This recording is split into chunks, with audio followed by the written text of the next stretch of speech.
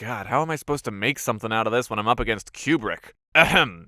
Spartacus is a man who lost everything. His freedom, his family, hell, to this day we're not 100% sure where he came from because the Romans took his past from him too. No one bothers to record the history and lineage of a slave after all. Our best reconstruction of his early life goes something like this. He's a mercenary in Thrace, turned Roman soldier, turned deserter, turned slave, turned gladiator. Now, contrary to popular belief, gladiators were seldom killed, but it's a hell of a life being kidnapped, shipped across a continent, and physically assaulted for shits and giggles. Even in training, Spartacus ends every day beaten, bloody, and bruised from fighting at his limits. But Rome had caught the tiger by its tail.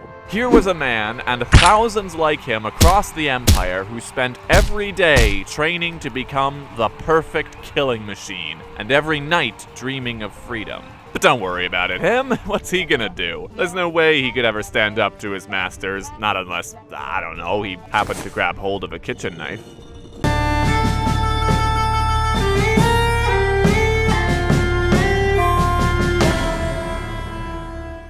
This video is sponsored by the Magellan TV historical drama Warriors, Spartacus. Did I say last time that I was sad I'd made a video covering the topics of all but one of the Warriors series? Yes. Have I immediately covered the last one? Also yes. I can't help it, they make researching too much fun. They place more of an emphasis on Spartacus as the reluctant hero who finds a cause bigger than himself and the flocks of escapees who come to him for help, and they've also got a really cool take on Crassus as the epitome of the banality of evil. This milquetoast politician who does unspeakable things because that's just business. If regular documentaries are more your jam, you've got to check out Mary Beard. She's like the queen of Roman history. You can watch these and 3,000 other documentaries 100% free for 30 days by going to try.magellantv.com/Jack Rackham or using the link in the description.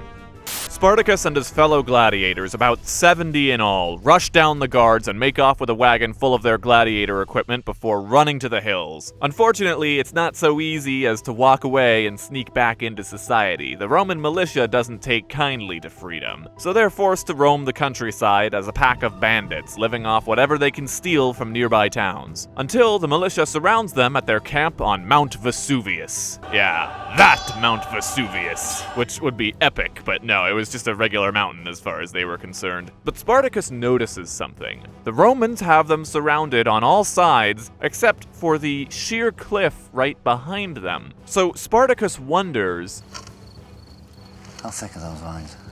They climb down at the dead of night and run through the Roman camp, making mincemeat of an enemy 10, maybe 50 times their size. But as word gets around of this troop of gladiators putting the men of Rome to shame, more and more people start coming out of the woodwork to join them. Runaway slaves, herdsmen, and shepherds too. Even some veterans of the social wars swell their rank, which for context was basically when all of Italy went to war with Rome, and Rome had to give them all citizenship so it could go back to fighting its neighbors and itself. There were some old grudges about to die hard, is what I'm saying. At their peak, the Spartacans were about 70,000 strong, and in most cases, spontaneously growing your army by a factor of 1,000 is a good thing. But for Spartacus, well, there's nowhere in the empire you can conveniently hide 70,000 people. It's unclear exactly what his plans were from this point. It's fair to think he may have wanted to bring the fight to Rome, but I'm fond of the theory that his aim was to pull a Moses and move everybody to Gaul, maybe pick on somebody their own size over there and take some land for themselves. But for Rome, this was unacceptable. An enemy inside of Italy? Who does this Spartacus think he is? Hannibal?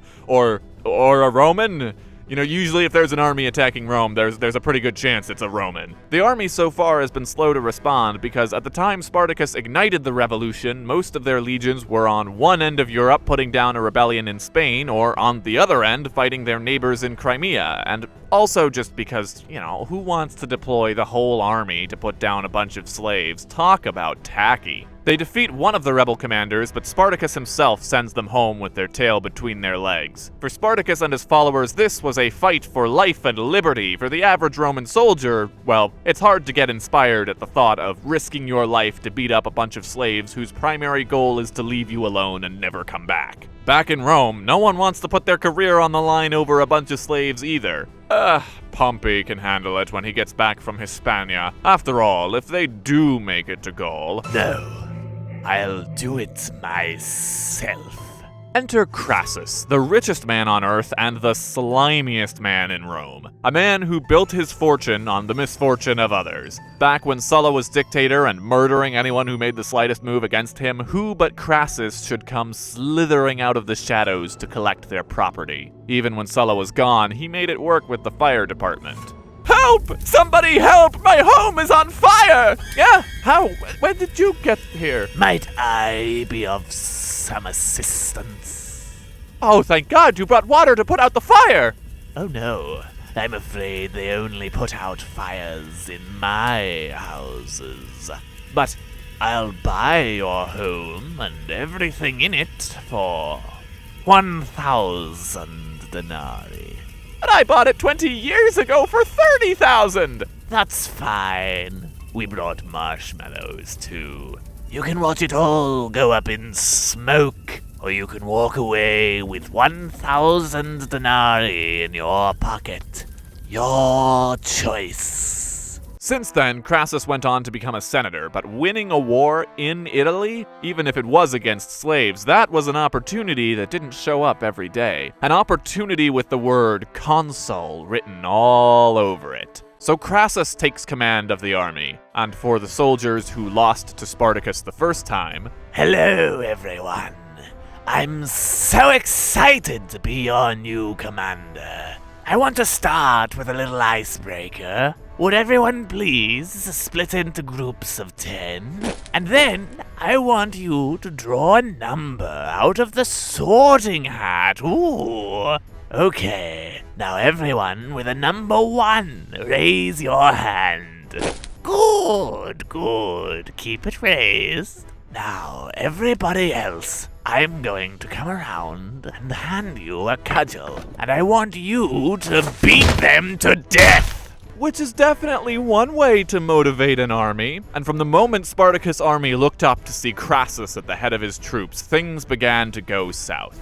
Literally, Spartacus was driven all the way to the tip of the boot in Italy, and so what does Crassus do? He digs a moat through the entire peninsula. But Spartacus still held one advantage. Starving out the rebel army would win the war. But why would Crassus do that when it doesn't win him prestige? The almighty General Pompey was on his way, and if the war ended after he showed up, there goes all the glory. Crassus was going to take any fight he could get. The only way out for Spartacus was through Sicily. Draw more soldiers, turn the island into a fortress, force Crassus to cross the sea and pick a losing battle. Spartacus pays off a local band of pirates to transport him and his men to Sicily, but they're coming back, I'm sure.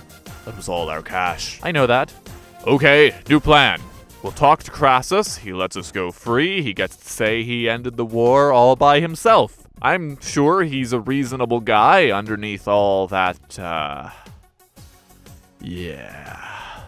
Backs against the wall, the Spartans break through Crassus' defensive line, but the legions are in hot pursuit. Crassus won't allow them to slip through his fingers. He picks off the stragglers, some rebel battalions feel compelled to fight in revenge or retaliation. The organization just isn't there. With nowhere left to run, Spartacus turns to fight, and his body was never found. But frankly, Spartacus got off easy. Crassus tells the survivors, "Fear not, gentlemen. Your days in servitude are over."